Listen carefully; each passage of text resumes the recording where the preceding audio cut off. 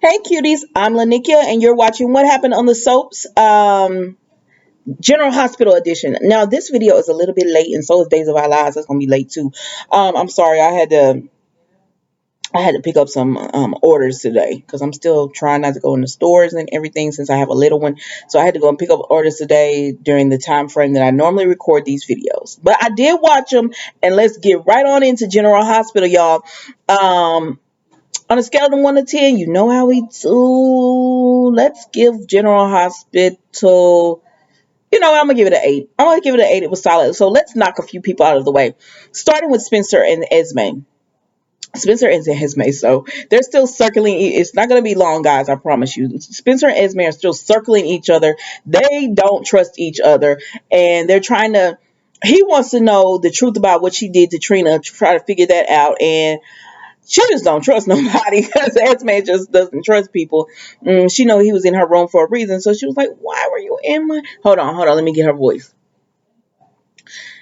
Why were you in my room? I don't understand." And so Spencer was like, "Esme, I was in your room because the better question is, why is Maggie talking about reconnecting with your dad? And you told me you wasn't reconnecting with Maggie, like y'all hadn't spoke in a long time." And she says, "Well, listen, I hadn't spoke to Maggie, but I was thinking about reaching out to finding who my dad was, and I reached out to see if Maggie had information. It turns out she does, but she's not giving it up. So that's why I was telling her all these things about you." Esme can spin a tale. And he was like, "Okay, okay, okay." But anyways, at the bottom of the day, bottom line, they decide to go ahead and reconnect. And she getting all, "Oh, okay, good. Well, we about to do what we do then because it's been a minute." And he says, "No, no, no." Spencer said, "No, I want to make it special for you because I want you to get what you deserve and all that." Like, girl, he is not trying to be intimate with you. And so he let her, he just told her, "I want to make it special and everything." And she says, "Before you go, is there anything you want to tell me? Any questions, anything?" And he says, "No." But then when he gets outside her door, I said, "You going to call right now?" He gets outside her door. He said, "Britt, I need to talk to you because you remember he took that pill." So he like, "Britt, I need to talk to you." And so Esme in there is like, "It seems good, but you can't trust a book by its cover. Like, you can't just go on face value." "You sure can, girl, because he is playing you, and you playing him." But anyway, so after that, then we go to Drew and Carly, child. So Carly is took the glass from Nina, and Drew was like, "Girl, what are you doing?" And she said, "What?" And he said, "Now, Carly, I saw you when you took." He said, "I saw Nina take a sip out of her glass, and I saw you pick it up. What's going on? What you and got into?" And she said, "Listen, Drew, I need a Jason. I need somebody who will understand that I can get crazy." I'm paraphrasing that. I need somebody who understands my type of crazy and not judge me. And he said, "Listen, I'm not Jason." Drew is me. I'm not gonna say I'm not gonna judge you, but I'm gonna try not to." And she said, "Well, okay, and I'm not gonna tell you what I got going on." He said, "Carly, you could trust me or whatever, but I'm not gonna just go along with your being wrong." And so she was like, And so he was like, "All right, Carly, then bye. All right." And she said, "Oh, Drew, come on, because Carly she can't hold ice water, so she had to tell somebody. You knew she was gonna tell." So Carly goes up to she tells Drew about on Harmony's deathbed, and she told me Nina was Willow's daughter. And he said, "Wait, no, Willow was Nina's daughter." And he said, "What?"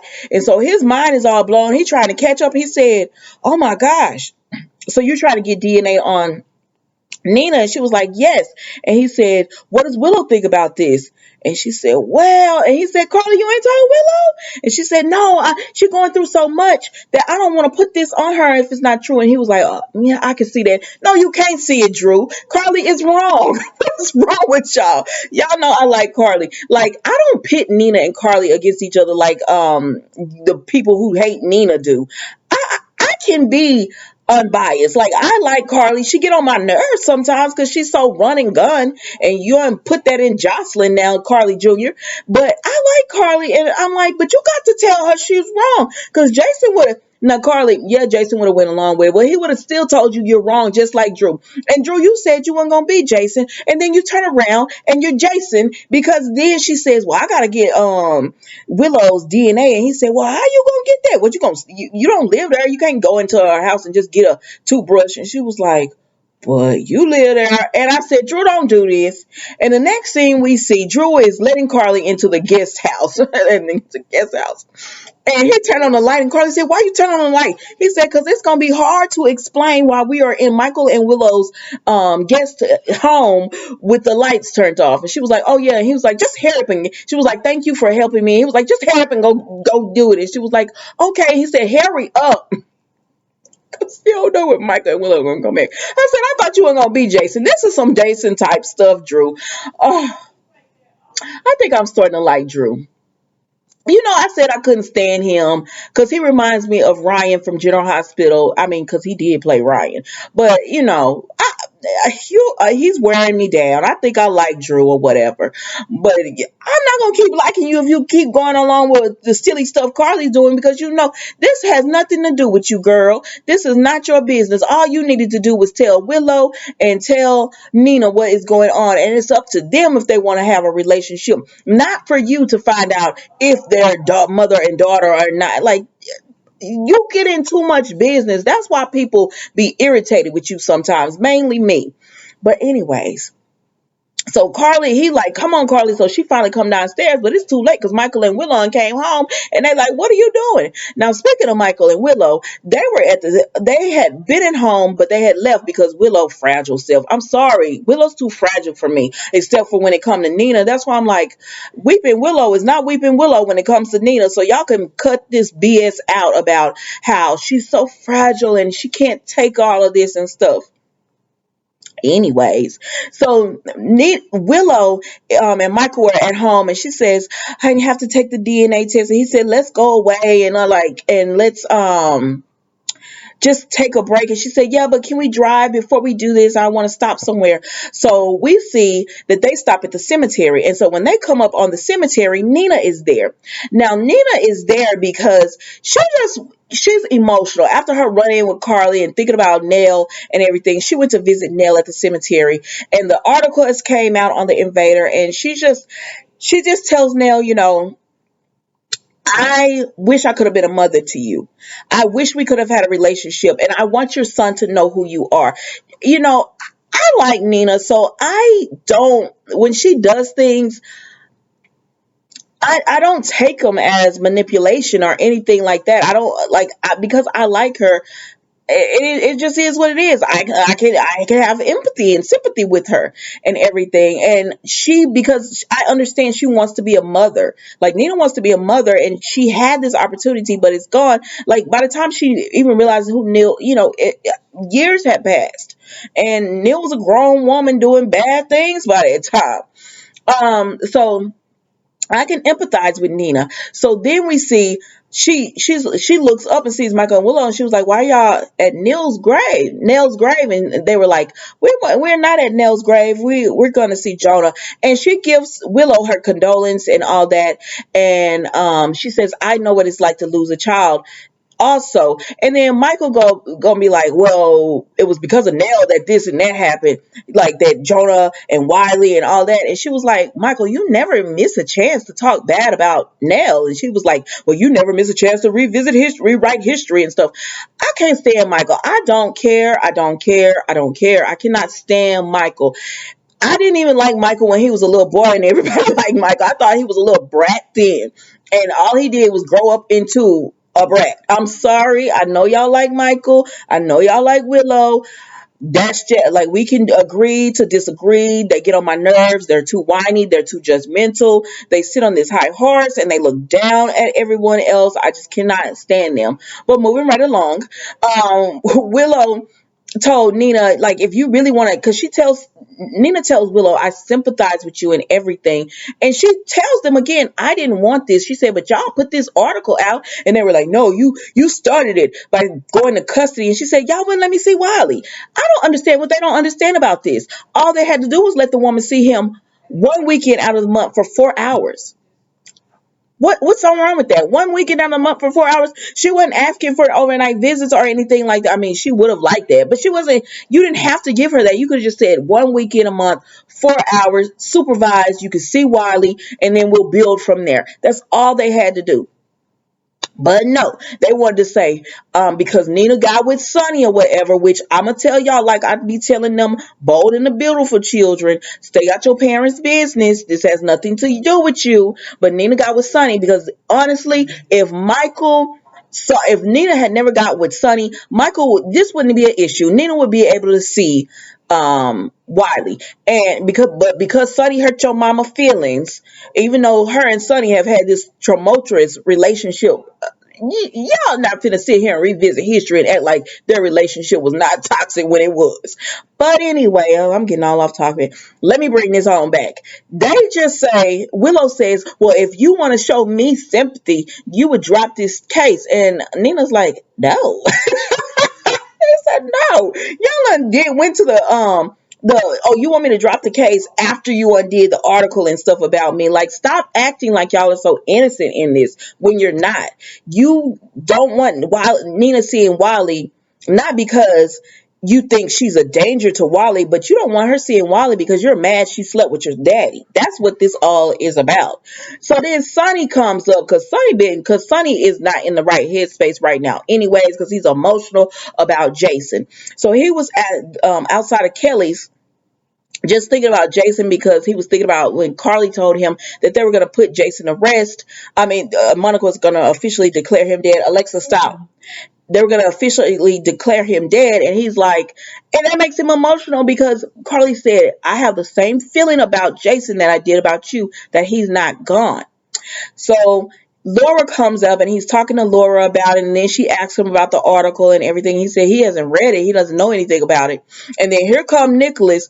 What's wrong with you? He gonna tell Sonny, well, I read the article and it sounds like you and Nina are made for each other. Sir, I know you're not throwing stones with that glass house you living in over there.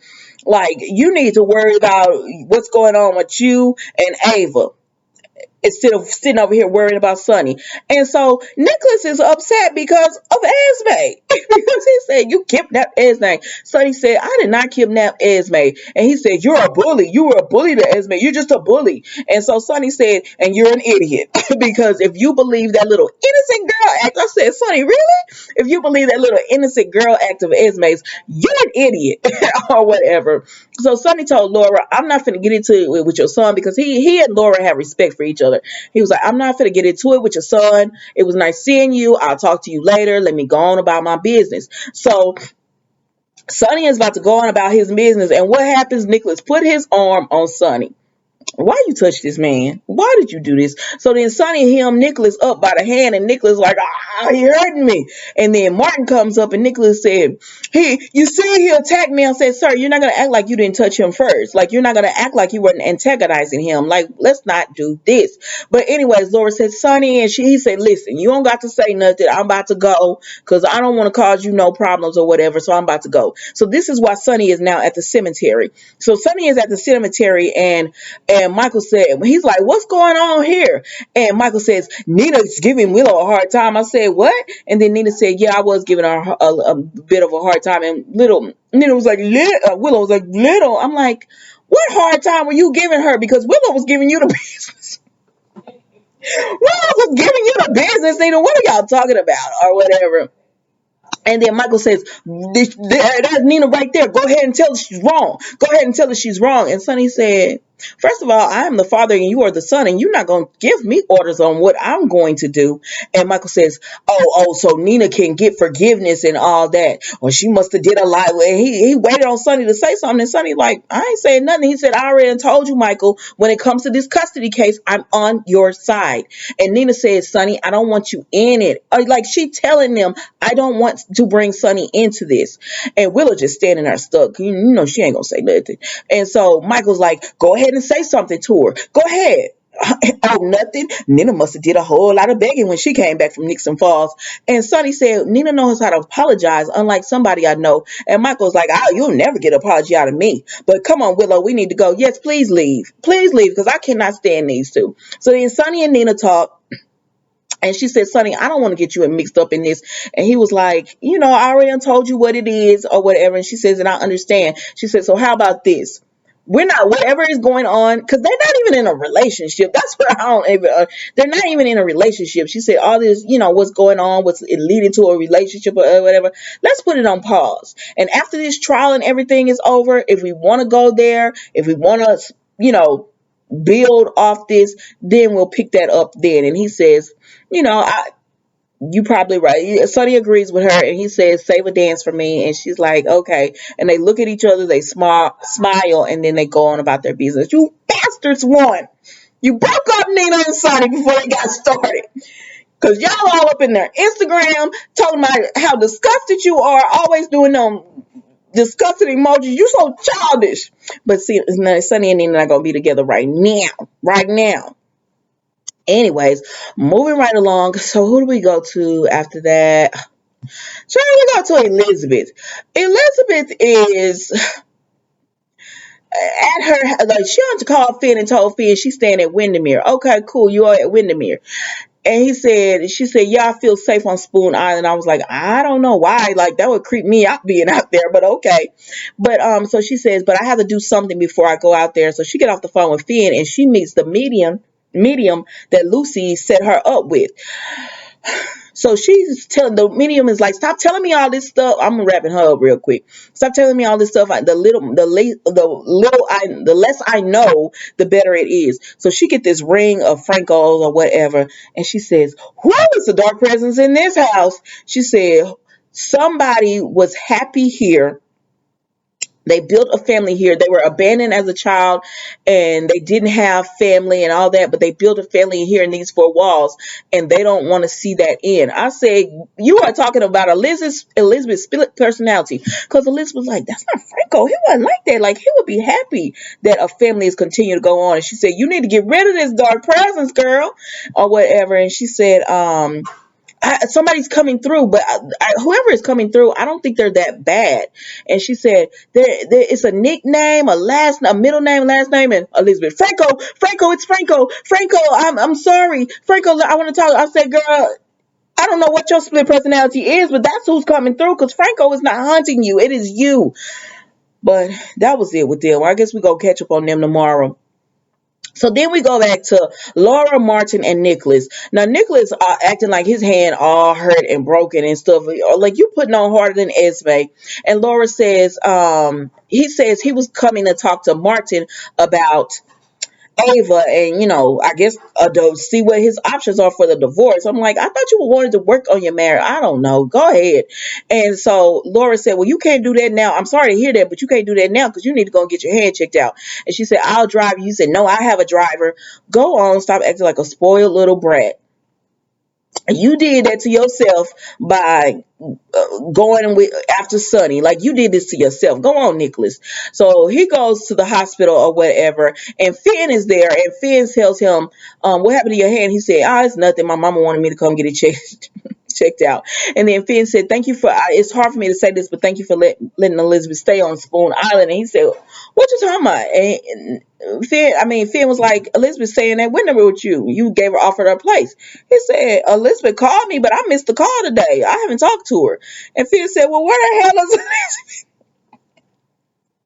He said, where's Elizabeth? So that's all with them, y'all. So then Martin and Laura talk, and they catch up on him and Lucy, him and Valentine.